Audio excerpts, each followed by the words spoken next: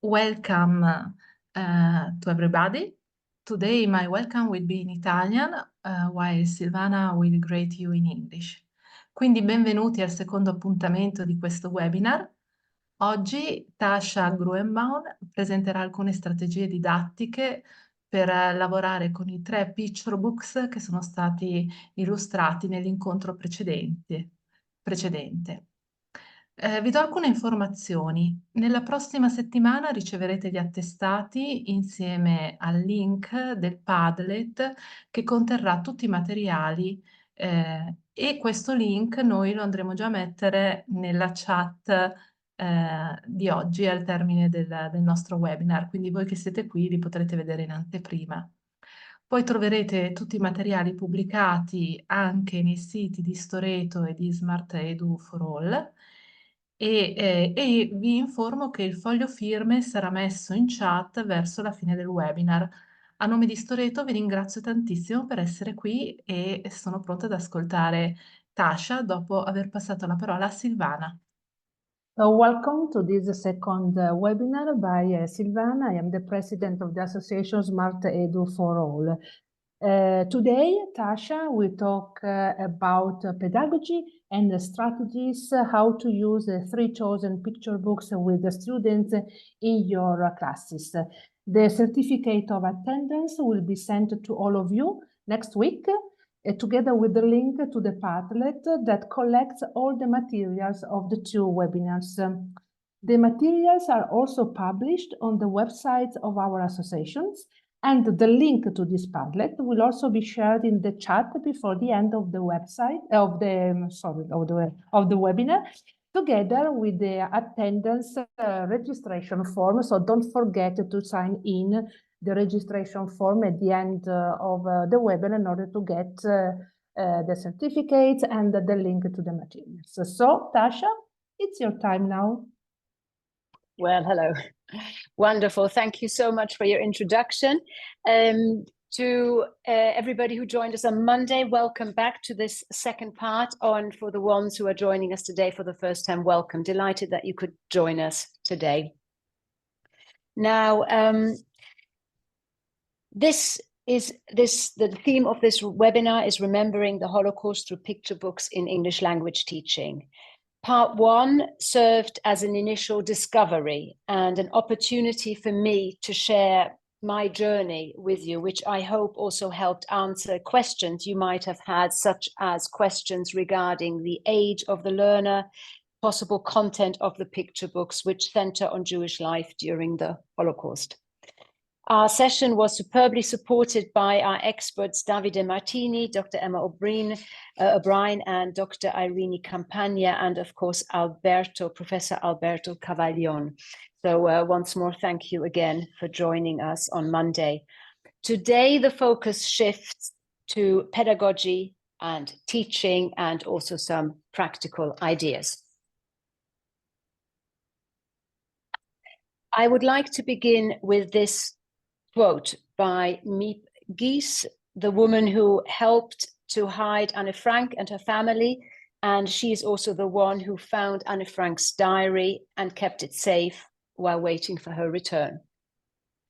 She says, if any German had ever asked Anne to tell something about herself, I think she would still be with us today. However, nobody asked her. She was just a Jew. The 3 books that I presented yesterday, all 3 books that we shared, offer you and the children in your class to get to know somebody who was just a Jew. We have the little boy who we heard was in fact the father of the author. We have Vera, saved by Nicholas Winton, and we have Bube, Benji's grandmother. So I'd like to, it is becoming a bit more technical quite quickly. So I would like to begin by stating the objectives of this session, objectives for teachers, teacher educators. So 4 objectives: to discover pedagogical frameworks that can be applied to picture book-based ELT lessons, to raise awareness of the UN Convention of the Rights of the Child and its links with picture books and the Holocaust, contribute to preventing and combating anti-Semitism through education in English language teaching, which you might remember was one of the UN priorities, which I stated on my slide, one of the slides on Monday, and encourage to mark events such as Holocaust Remembrance Day, coming soon on January the 27th, but also the Kristallnacht in November, and upcoming liberation for many, or for numerous European countries, and to do so in English language teaching. For the upper primary and lower secondary language learner, these objectives might be applicable. Engage with the Holocaust as presented through picture books to broaden understanding, and with that broaden understanding on themes which we discussed yesterday, such as hiding, the yellow star or the yellow badge, the Kindertransport and remembrance, cultural Jewish identity, which Irene spoke about at the end. Develop English language skills, develop critical thinking, understand the importance of individuals and the community showing kindness, this kind of showing courage to support each other, and make responsible decisions when taking action in order to make a difference. And that is a nod to Nicholas Winton and, of course, also Miep Gies. Throughout this webinar, I'm going to start now first with a little bit of general information before I apply it to the picture books that we have selected. Am I going too quickly? It's okay, excellent. Thank you, Silvana. Okay. Okay, thank you. Okay. I have chosen to open with this page. It is not the first page of Nikki and Vera, but it is the first double spread. I felt it was appropriate because it shows Nikki at school, and it describes how he, by teachers, was encouraged to follow his interest. Not only he was encouraged, but all of his fellow or his peers were encouraged to discover subjects such as stamp collecting, photography, fencing, and it says at the end, it didn't matter what they were interested in, as long as they were interested in something. So having this kind of passion and interest, as opposed to indifference and not caring, I thought was a very interesting page, and also very important. Most of us teachers will be looking at this page and perhaps also thinking, oh, actually, this is a really good page. I could ask children about their interests. I could discuss likes in English. I could look at different subjects in English, vocabulary. And I might wonder, do any children in my class collect stamps? And that is why I chose to start with this spread. Much of what I'll be sharing today on the next few slides really stems from my work with Gail Ellis for PEPOT, which stands for Picture Book in European Primary English Language Teaching, a not-for-profit project, which we, together with Sandy Morau and Aneta Sadowska, founded, I think we must be going on to 6 years now, 5.5 years ago.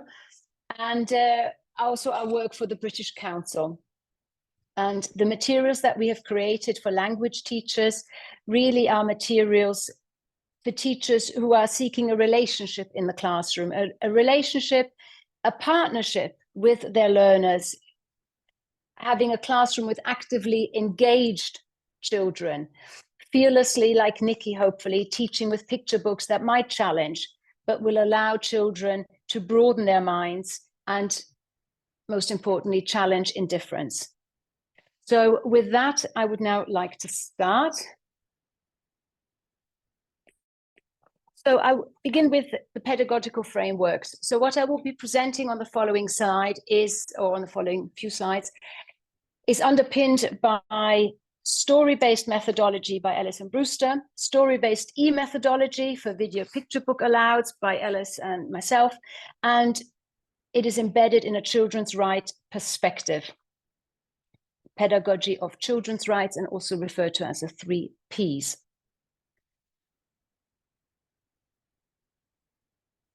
So the slide is split in two, because I'm now going to be beginning with the story-based methodology. The infographic or the diagram shows you a 5-step approach, and it's adapted from our work for the lesson series which we wrote for the British Council, Exploring Social Issues. There are 5 steps, and these 5 steps aim to achieve what you can see on the right. I will just talk you through the steps first. When we were working with picture books, step 1 would focus on exploring the front and back covers. Step 2 would be about meeting the author and illustrator. Step 3 focuses on listen, read, and respond. Step 4, eliciting children's voices. And step 5 was called My Reflection Activity. Now, I will be going through these steps step by step, but the aim of this approach really is to invite children to participate by responding to questions with their own personal interpretations and opinions, to make learning visible. Pupils are encouraged to systematically reflect on and review and evaluate their own learning and decide on personal action. And this reflection also inspires pupils to transfer their newly acquired awareness and knowledge from inside the classroom to informed involvement with the world outside the classroom.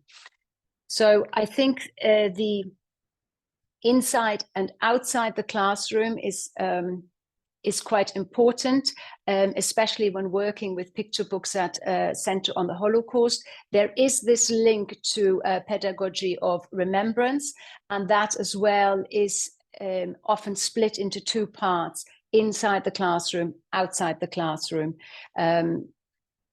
Speaking to Holocaust survivors, visiting memorial sites. So there are different activities, but they also have the split of inside and outside of the classroom. If I go back to the steps from 1 to 5, I think step 4 and 5 really allow the teacher to include specific children's rights activities. That brings us to the next slide.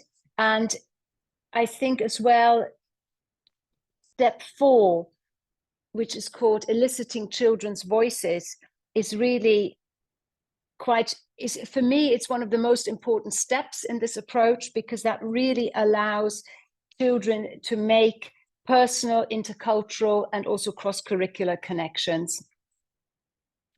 That will be of interest for CLIL teachers, no doubt. Okay, so step 4 and 5, as I said, these 2 steps allow teachers to include specific children's rights activity.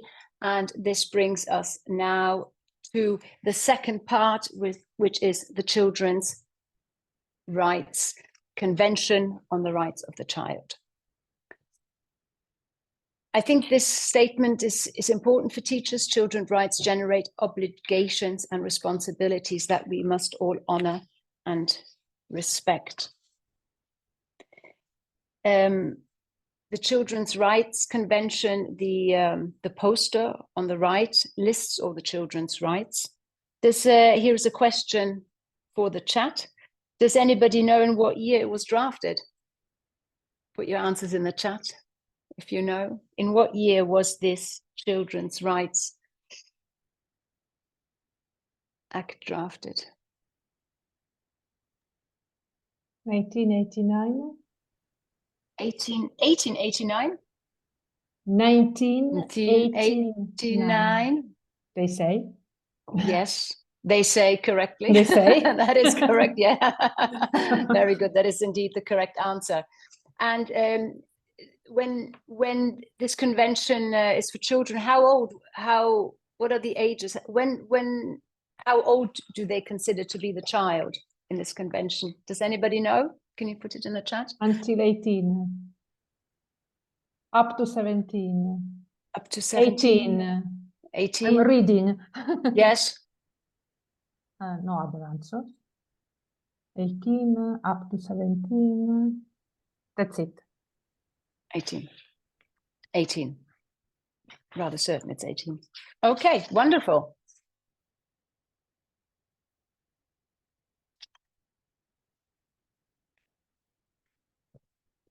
Teaching should be inspired by and reflect the spirit and philosophy of the Children's Rights Convention, the UN Children's Rights Convention, as implementing children's rights forms part of a teacher's wider professional remit in the English language classroom, and our role extends beyond that of pedagogy alone.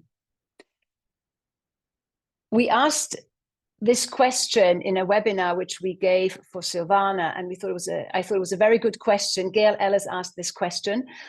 She's also the one who wrote the above. Did your teacher education incorporate a model or modules on children's rights? Could you please put the answer in the chat? I would be very interested to see if your teacher education included children's rights, learning about children's rights. They say no at the moment. One says yes.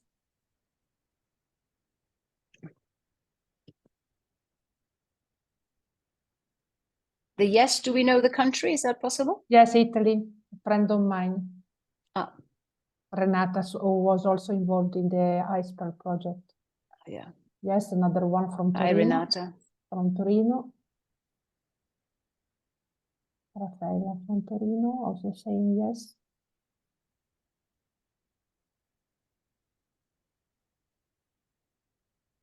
Giovanna from Italy, yes. Others say no. So there is a mixture. Okay. Yes and no. Okay. For the ones who said no, you're not alone. There was in 2015 a report was issued. I agree, it's a few years back. Perhaps things have changed. And in this report, now I have not read the entire report, I must admit, but in a summary, it said that none of the states can ensure that all teachers are trained in children's rights and are familiar with the Children's Rights Convention. It also, respondents identified teacher training as the most important area for action. And unsurprisingly, then that, well, we can read that there is no entitlement in the official curriculum for all children to learn about children's rights. If the teachers are not trained to do so, then that's often a consequence that something is missing in the curriculum. Okay.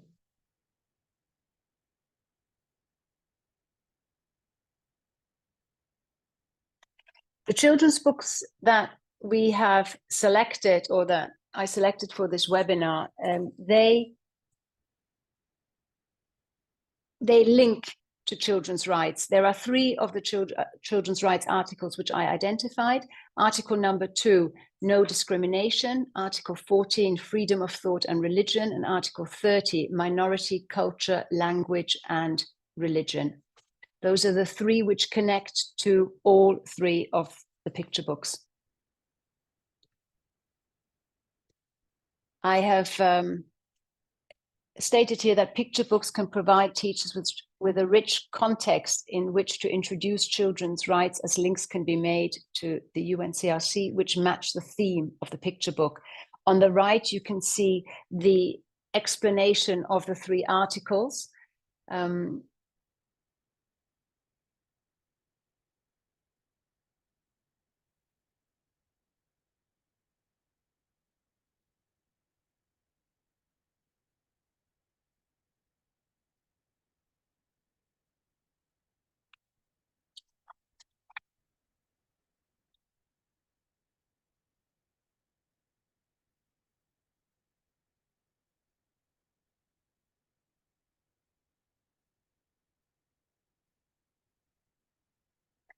They're very strong words about really stating very clearly what the right of the child is.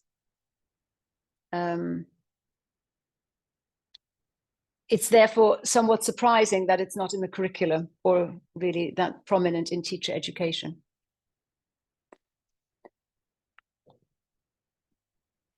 Teaching methods should be inspired by and reflect the spirit and philosophy. And I think the children's right perspective is often described as the 3 Ps, and the 3 Ps stand for protection, provision, and participation. So what I'd like to do now is I would like to link the 5-step approach with the 3 Ps and see how that is connected. So teachers set up a safe and secure space to create a positive, inclusive classroom climate where all pupils are respected and learn with and from each other. So that covers the protection side. The provision, the 5-step approach, provides a structure for children and teachers to engage with an authentic piece of children's literature, a picture book in this case, in which both the words and the pictures create meaning. And then finally, the lessons are structured around the 5-step approach, which facilitates children's agency and encourages active participation. The activities offer opportunities for making choices and for decision-making and respect pupils' rights to an opinion. So if you remember step 4, which was eliciting children's voices, step 5, my reflection, so very clearly here the participation and their own voices has been embedded. This brings me to the next slide.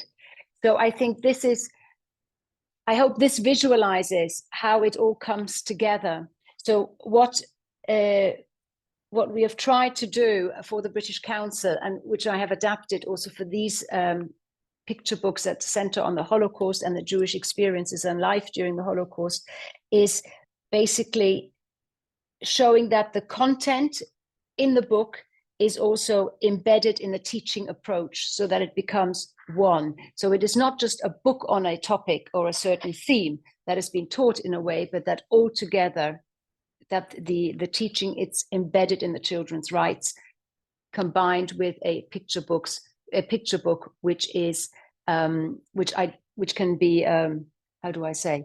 Now I am stuck. Which links to the articles of the children's rights. So content and approach all combined. I hope, I will make it clearer on the next slide. So here we go. I'd like to now begin with the actual approach. So looking at the different steps. Now, the first step was exploring the front and the back covers. And I think that is where we all start. And what I feel helps, I'll go back in time. Many years ago, Gail and I wrote some lessons, and we worked on work with the cover, and we received some messages from teachers saying that they actually found it quite difficult when they were working with the covers. They weren't quite sure which questions to ask. So what we did here, we used action verbs that offer clear instructions. And these action verbs, some are easier achievable, some are more challenging. And that also has been, well, done on purpose, because we would like to accommodate the different ages, the different abilities in the classroom. So for I would say, the upper primary, we would be looking at all the way down to translanguage. I'll go through them in a second. And the research and making notes, that would be more for the lower secondary. It could also be for the last class of primary, depending on the age of your primary education. So my question for you is, if you see these action verbs, count and name, describe and predict, notice and predict, read and predict, personalize, activate your vocabulary, translanguage, which refers to making connection to your own language. So it could be, how would you say, for example, star in your own language? Research and making notes. Research, of course, and making notes, it's an excellent way to make connections to other subjects, geography, music, art, and history, simply already at the start while working with the cover. What kind of questions, perhaps you could put in the chat, what kind of questions, if you look at these action verbs, spring to mind? would you like to ask the children in your class?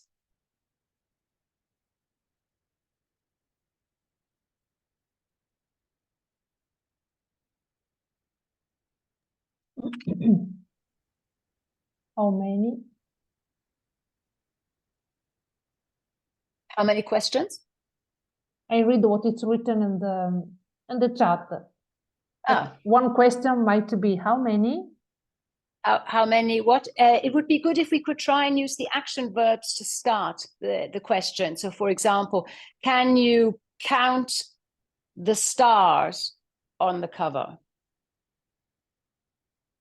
Can you see a difference, or can you describe the stars in the sky and the star on the boy?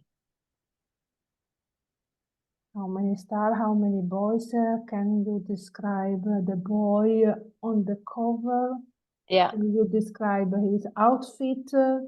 How is he feeling? Is the star on the boy different from the others? Yeah.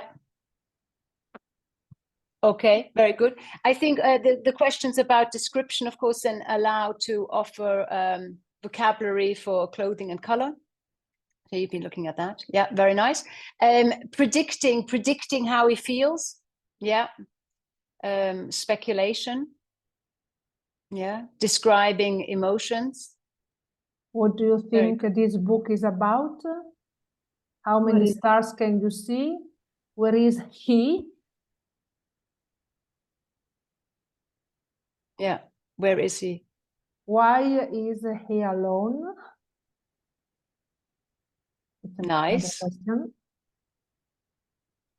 Very nice. By Deborah, you know her because she took part in the previous webinar about social issue. Very good. Remember? Very good. Yeah, yeah, yeah. Okay, excellent. That's all. Very good. What is he wearing? Do you know why? Other two questions. Very good. I put alte Sachen here because I wanted to show how the front and the back cover create one picture. So working with the back covers is also very useful often. I find what is quite interesting with this, when we look at predicting what is happening, of course, who are the two people? What is the relationship between them? I wonder if they are starting their journey or ending. What do you think?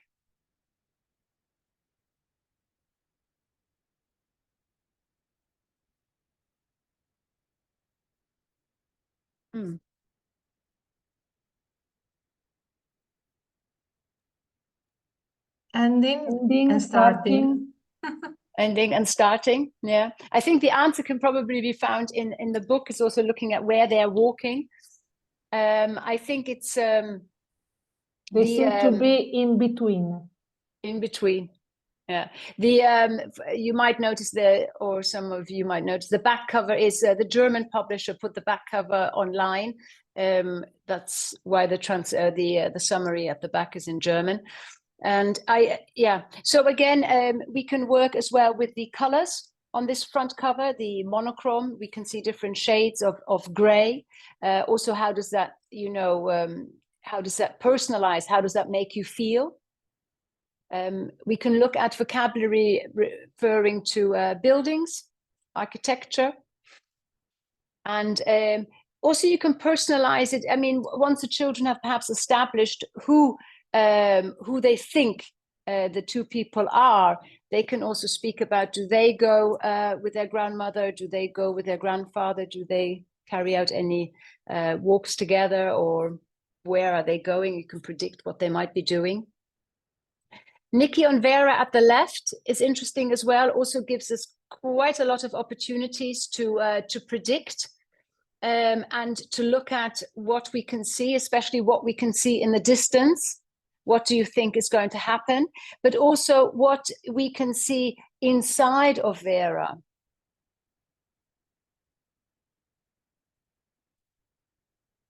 And I think sometimes children have actually got T-shirts with their family on them. Have you seen these where they have them printed? So it's quite interesting. One can make a comparison to how perhaps we often, I mean, children can speculate what this is, what the images inside Vera are and what they mean. Yeah.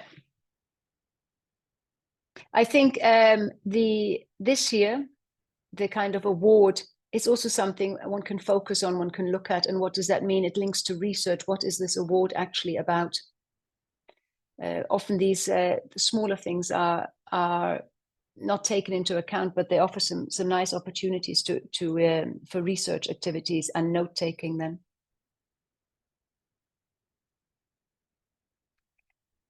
We're going to be moving to towards the step 2 and step 3, and step 3 is about reading. And I would like to share this this comprehension strategy for reading historical fiction picture books by Young, and it's Young's. There's an S missing. I hope Amos is not listening. So, what is very important is to understand what one is reading. So I have chosen for this, or I chose for this webinar, 3 specific books. I also came across one book which turned out to be historically inaccurate. It was a wonderful story, but it actually never happened. But it was told as if it had happened. So I think this really made me quite aware of that. That not every story we read really is a true story. So some are historical fiction. And that's why I thought I would like to include this this quote. It's an article that has been written, and it was written in 2011. And I think what he writes is very good. He writes historical fiction picture books are challenging because they are multimodal, meaning they include more than one mode or system of meaning, namely visual images, design elements, and written language.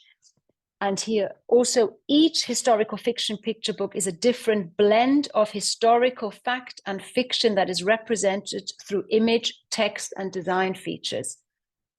This fact-fiction blend is challenging for readers as they must discern what is fact and what is fiction.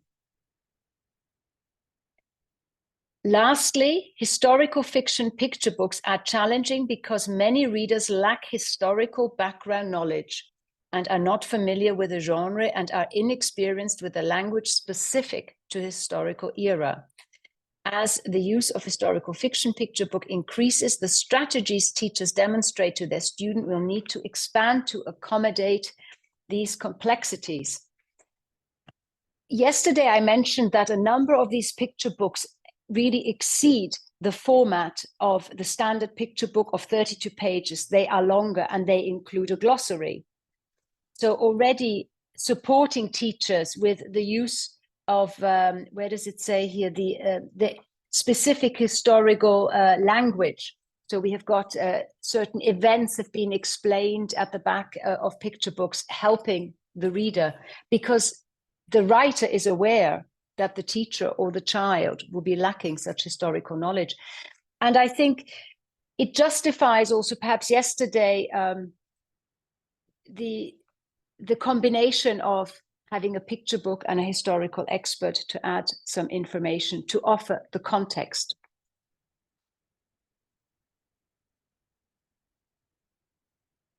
So Youngs and Serafini offered us a solution called Pause and Ponder for teachers.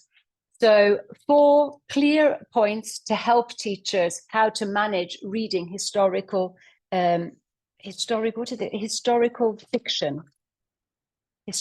fiction picture books.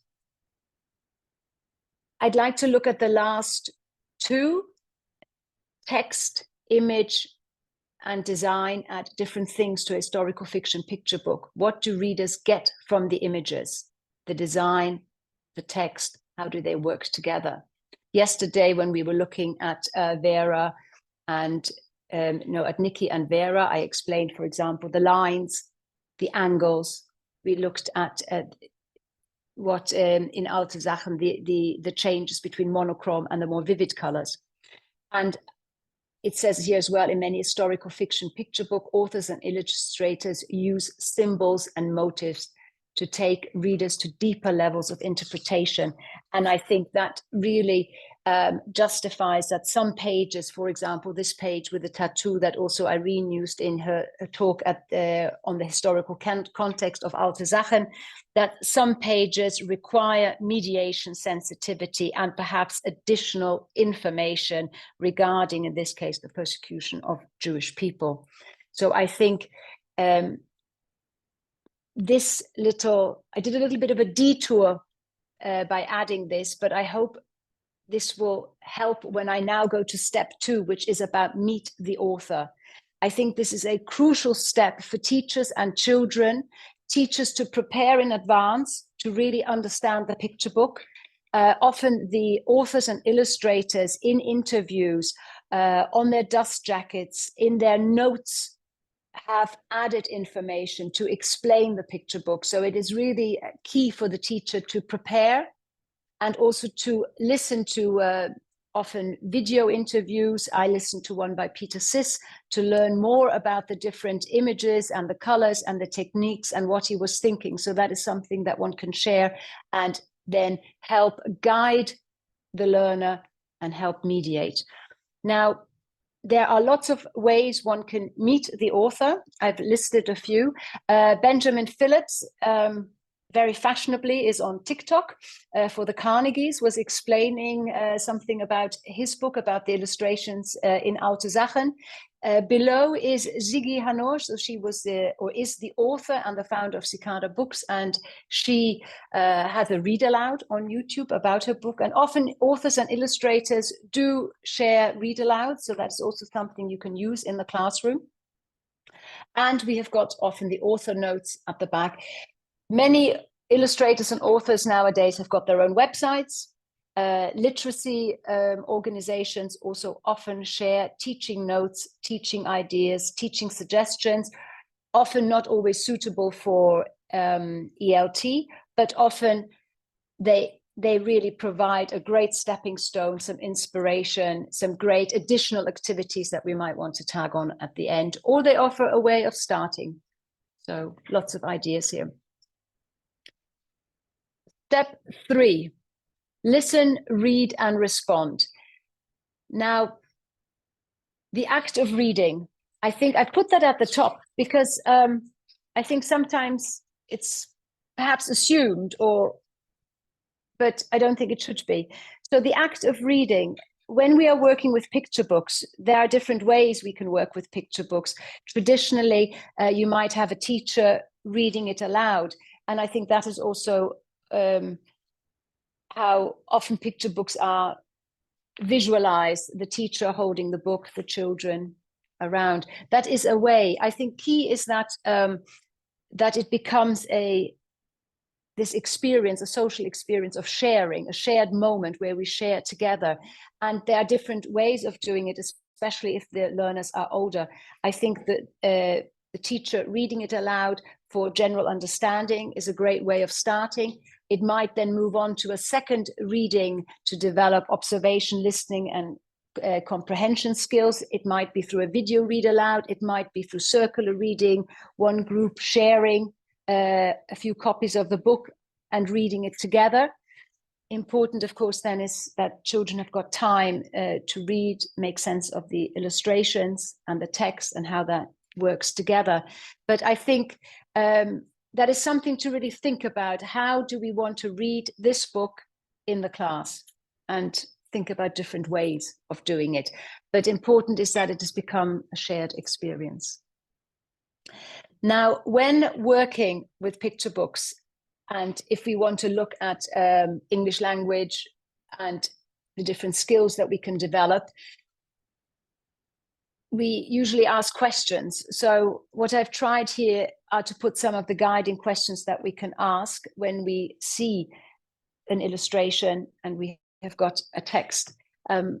Have we got any suggestions? What questions we could ask children when we are reading this page?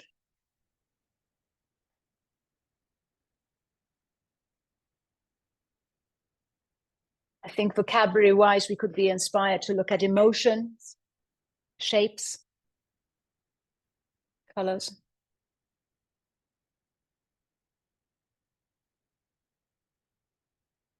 You can also look at sequencing. We've got at first. You can look at what comes after at first. Have we got any suggestions in the chat for questions? No suggestions. At first he was happy. No, one. Was proud. What Sorry? shapes can you see? Where is the boy? Why is here alone? What shape can you see? Yeah. Something else? Yeah. How does the boy feel? Yeah. What is the color of where he is walking is interesting, isn't it? Why is the star part of his shadow? Yes, excellent. What is the shadow like? Shadow like? There was one before. No, that's correct. Yeah. Why is the shadow of the star so big? Yeah. Why the moon has such a different shape? How many points has the big star? I think. Yes. Yeah. How many points because has that is the star in the sky and the star on his shadow. They're different. So yeah, it's also interesting the color of what he is walking on. How many points has the star in the sky? Yeah. Okay. Very good. Oh, good questions. Does he live on a different planet? Ah, interesting. I'd not thought of that. Okay. So here I've added a spread from, it's also the one I shared on Monday, sorry, from Alte Sachen.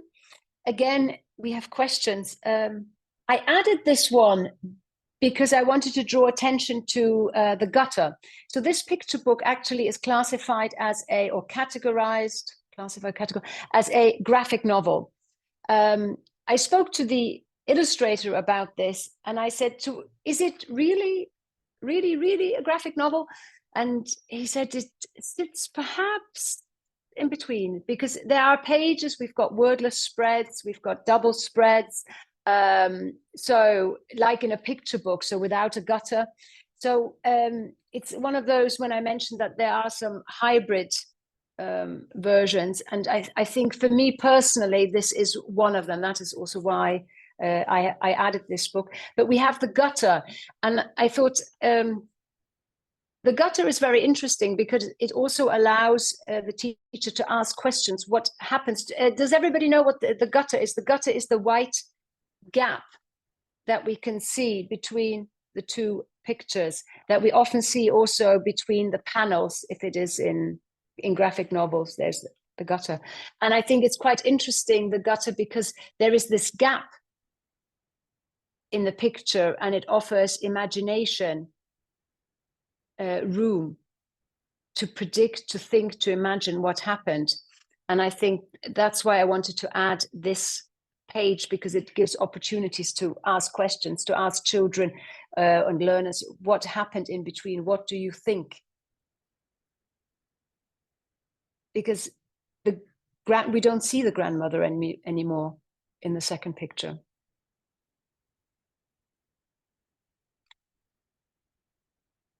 Any questions for this page?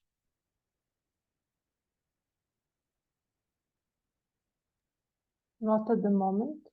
No, perhaps some will come. Oh, wait, there is one. Not a question, a comment. Here is a danger in overemphasizing the definition picture book, graphic novel, and getting too involved in that rather than responding to what is there on the page.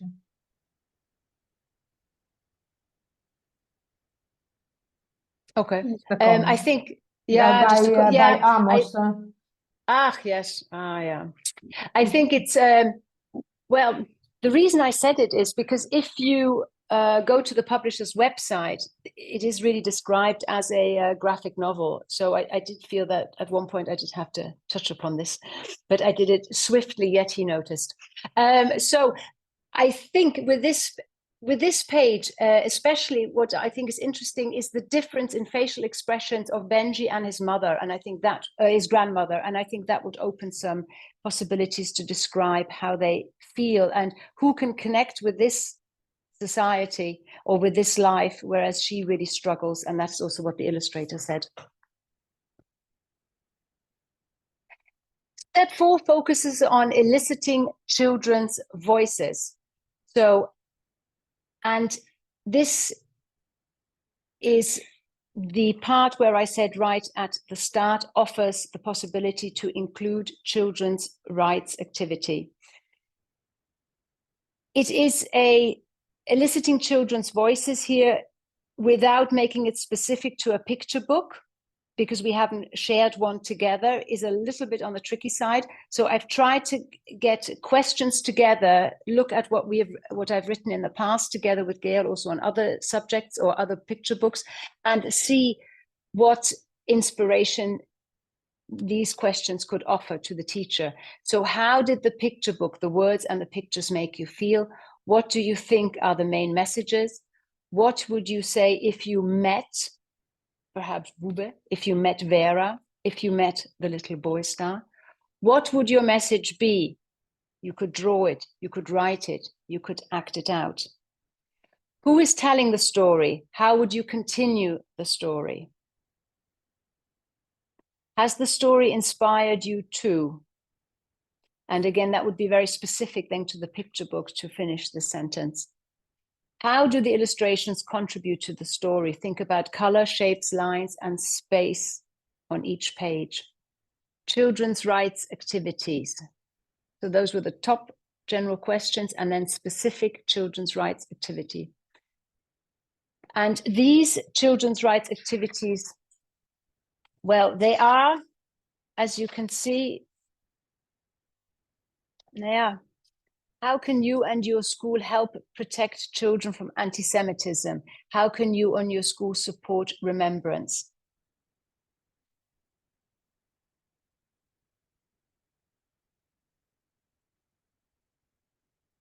I think it's not easy with discrimination, with the 3 children's rights that align with this book, to find something that is easy. So I think all the activities that we will come up with will require some kind of support from the class, from the teacher, to listen to their ideas and see what can be done. So with these children's rights activities, it's I just want to give a little bit of an entry point, perhaps offer a stepping stone to what children could perhaps come up with, and see what they can come up with. Tasha, Yeah. Rachel, the author of The Little Boy Star, who is following us in the chat, she wrote that children who read her book often draw stars and give them to her at the end of the workshop, I think. Is that in a class visit, or do they send them to her? She doesn't mention. Okay. Okay. I think that would then, how can you and your school support remembrance? Okay. I'll move on to the last step of this 5-step approach, which is the reflection activity. And the reflection activity is divided into 3 sections: personal response, personal evaluation, and personal action. So questions that teachers can ask children, and or usually I think it's quite nice if this is something that is done for a child to do on their own. So something that is printed always works quite nice, or that they can just answer. What message did I learn from the story?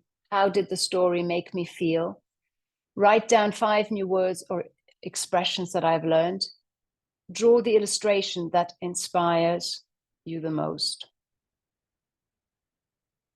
Personal evaluation. Now, this really goes back to the language teaching sides of rating progress and efforts, and pleased, quite pleased, need to concentrate and work harder. Also gives you an insight how they experienced the lesson, the picture book. Personal action. What personal action am I going to take to, and again here, very noble and courageous actions, but again, a stepping stone to inspire, prevent discrimination, encourage kindness and inclusivity, promote freedom and safety, improve my English. Of course, it's a language class. But I remember, Silvana, you had, was it in Italy where you had a teacher for the project who put something in the park? Yes, it was. Yes. Promote, that was also kindness, wasn't it? They painted stones, big stones with the messages for the community, different kind of messages for peace, respect each other, and they put these stones in the village park. Yeah. So, and that's the point I was trying to make. I know these 4 bullets, they sound very big, but children together with help with the teacher often do come up with some incredible projects like this one with the stones. Yeah. So these are the 5 steps that create a teaching approach for picture books, and in particular the picture books that we've been looking at. And they are content-wise and approach-wise embedded in the children's rights. I think all the activities, the different steps and the different questions that we are asking, or that I have suggested that you ask, allow for participation, they offer structure, and they allow children to express their views. So with that together, I hope I have managed to explain. It would have been a lot easier if I had had one lesson plan. I can see that you might be missing that, but because yeah, it doesn't matter. I will now move on to the next slide. Okay, I'm moving. We still have some time left, and I wanted to leave time today if there are any questions. But I'd like to return to this slide, which was the original slide where I had stated the objectives of the webinar of today for the teacher and the teacher educator. And with Holocaust Remembrance nearing in January, I'm coming across many discussions on articles are being published, a number of discussions going on various social media platforms. And it's sometimes perhaps a little bit disheartening, I would say, but there talks about that we have to rethink pedagogy of remembrance, that it perhaps hasn't been very successful, that we need to do things differently. I read an interesting article about an artist who was mentioning that the demographics in the different countries everything is changing, that we need to find a way to connect children better to the past or in a different way. Now, I don't know if remembering the Holocaust through picture books in ELT is the answer for this change that is required, or change that people are, or that that is being called for at times in various newspapers. And but I guess the way forward is to continue sharing stories, true stories in word and with pictures, and with a message of hope and courage, which I hope these 3 books really represent for you, as they do as much for me. I think that well-selected picture books can really offer an entry point and allow older primary-aged children and lower secondary-aged children to learn and hopefully become one of the teenagers that Miep Guy said, you know, can turn on a light in a dark room. And I think that's that really is probably my hope with this work, and that we can achieve this. It brings me to my penultimate slide. This webinar is part of a project of mine, which is called Quilt 18, or the Quilt 18 Picture Book Project. And I have created a database. And if these 3 picture books that I have presented today, you found them inspiring and you would like to find out more or learn more about picture books or see what there is, feel free to visit. It is work in progress. I am in the middle of still tagging and still identifying picture books which I think are ELT recommended. You can see I've already created a tab for the ELT recommended, but I still haven't. I'm still selecting them, and I would also like to add some teaching activities and whatever I can find per book that I believe is suitable. So they will all be linked bit by bit. So as I said, it's work in progress. Currently, you should have around 175 titles, different language titles. So some German, some Spanish, as you can see, some Italian. Sorry, these are Italian books, yes, and. Yeah, I think that's English, German, Italian, Spanish, Danish, I think as well. So do have a browse, and if there are any questions, of course, please get back to me. A lot of these picture books, not a lot of them, but many of them are also hybrids. So we have picture books that are text rich. Again, you might wonder if they're bought on the illustrated book, and we have some, again, like a bit like Alte Sachen, where there is a slight hybrid. So then I think we Tasha, sorry, yeah? there is a question. Yeah. Why is called Quilt 18? Ah, the Quilt 18. Okay. Oh gosh, I didn't think I would be explaining that today. Okay. Quilt 18. For me, it's quite a personal decision. As I said, I've read many of these picture books, and what I noticed is a lot of courage went on in darkness, in the night, in secret.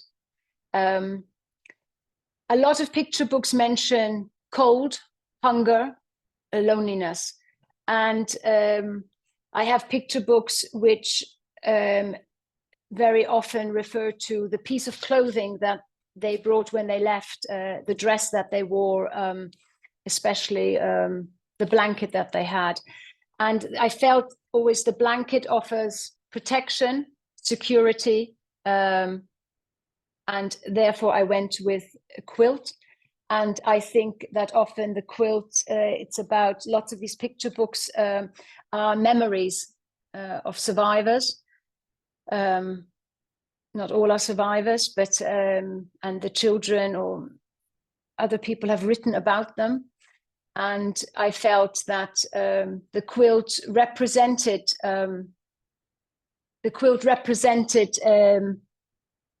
a combination of memories, security, hope, continuity, and but also this darkness. A lot of very courageous people helped Jewish people survive, but on the other hand, also lots of children lived in darkness for a long time in hiding. Many families did. So I hope, have I answered the question? Is the explanation? Does that work? Yes, it is. Yeah. Okay. Are there any other questions before I go to the next slide? I won't leave.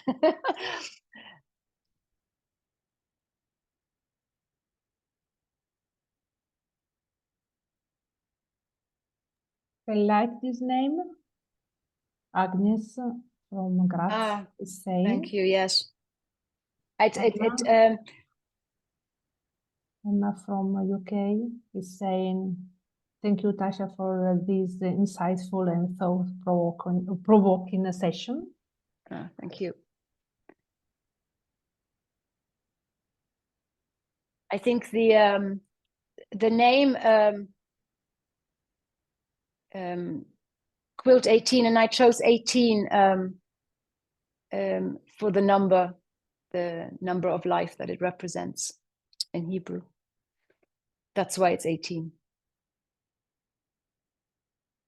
Yeah. So if there are no more questions, then I will move on. On this page as well from the database, if you scroll down, you can't see it, but there is a bit of an explanation on the project as well. In the meantime, remind the people in the attendance form. Okay.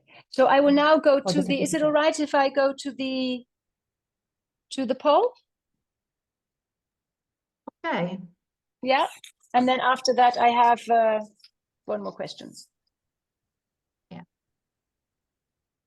Yeah. So we were wondering if at the end of this session, it would be all right for you to complete a poll. Federica, we've got 4 short questions, multiple choice. So if it would be possible for you to answer, that would really help us a lot. And also for the future to see what you're interested in.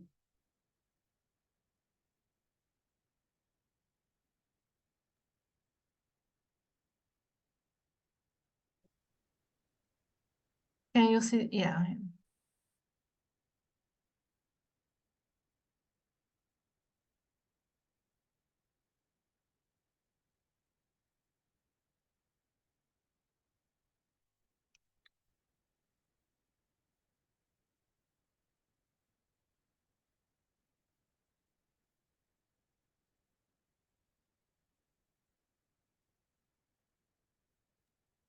Still waiting for some replies. We are at 71%.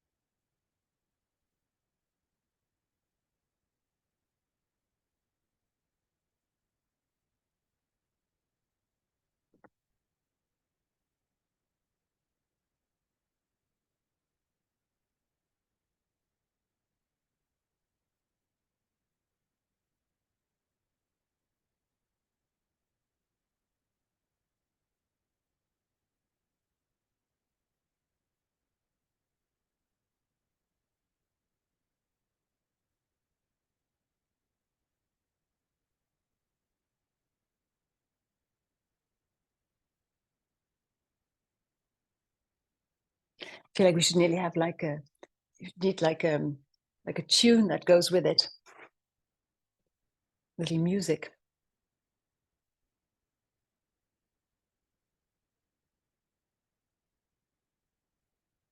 I think you can close, Federica, Yeah. and show the result.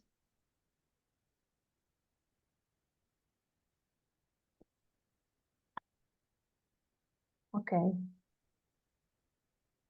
So everyone can see the result. Okay. Interesting, yeah.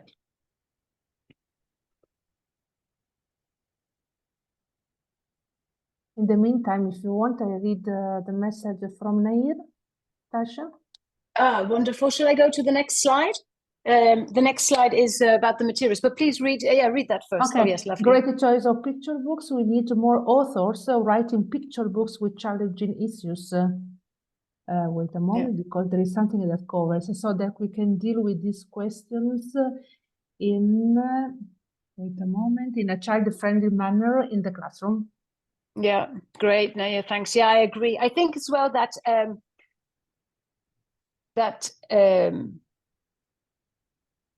that the time is right, probably as well. We've made so much progress that it's getting them into the classroom, finding picture books that suit the ELT classroom, and finding ways, as we've done now, to combine content with teaching approach embedded in children's rights. I think that is really key. Okay. Do I click stop sharing then? Yeah. Can I stop? Okay.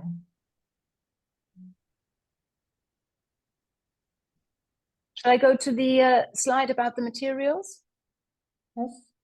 Or, yeah, okay. Or was everybody able to see the results? Yes, they were shared. Yeah, I think so. Okay. So then here, this goes to the materials. So I will hand over to the organizers in a second, but there were questions regarding the children books about the Holocaust, the annotated bibliography. So I have sent the link through. I've also sent the quotes of Miep Gies through, and also here, let the celebration begin, these two. So the first edition and the second. So I also sent links to this through. And yesterday I quoted from this book called, I know it's always very, very small, Stitching Resistance, Women, Creativity and Fiber Arts, edited by Marjorie Agoussin. And it was the quote by Nettie Schwartz-Vanderpoel, who I referred to her and her account, that how she wrote that when she had the Jewish star, that it shifted, that the Jewishness shifted from the background of her identity to become an aspect that defined her. So I've also put that into. So I've passed on all the resources that were used in Monday's session as well. I've passed those on to the organizers. So Federica, Silvana, I'll let you continue then. Yes, thank you. I speak in Italian and Silvana, you will speak in English. Allora, io ringrazio Tatia per la sua partecipazione a questo webinar che è stato organizzato da Istoreto e da Smart Edu for All. Quindi siamo state veramente incantate dalla ricchezza di queste due giornate, e sicuramente riusciremo a costruire dei percorsi didattici utilizzando i suggerimenti che abbiamo avuto. Silvana? Okay, thank you everyone for taking part into these two webinars that have been very, very rich and inspiring. And as Tatia said, I really liked this matching between the historical part, expert, and your expertise about reading, how to read the picture books. So I hope we will have other possibilities, other chances to meet again on other themes about the social issues and the children's rights and so on, because our society at the moment really needs it. There is a big need of reading this kind of a book and dealing with these topics, I think. E vorrei aggiungere che ringrazio il fatto di aver unito questo strumento didattico del Picturebooks in un contesto, averlo inserito in un contesto storico. Yes. Quindi ringrazio ancora Alberto Cavaglion che ci ha introdotti nella prospettiva della memoria obliqua, che ci permette di affrontare questo tema incandescente, quello della Shoah e dell'Olocausto, in un modo che possa essere condiviso anche con dei bambini. Yes, just Federica underlined what I said before about this matching of historical perspective with the other one about using picture books in English language teaching. And I would also remark the good cooperation between our associations and Tatia and the University of Braunschweig about this topic.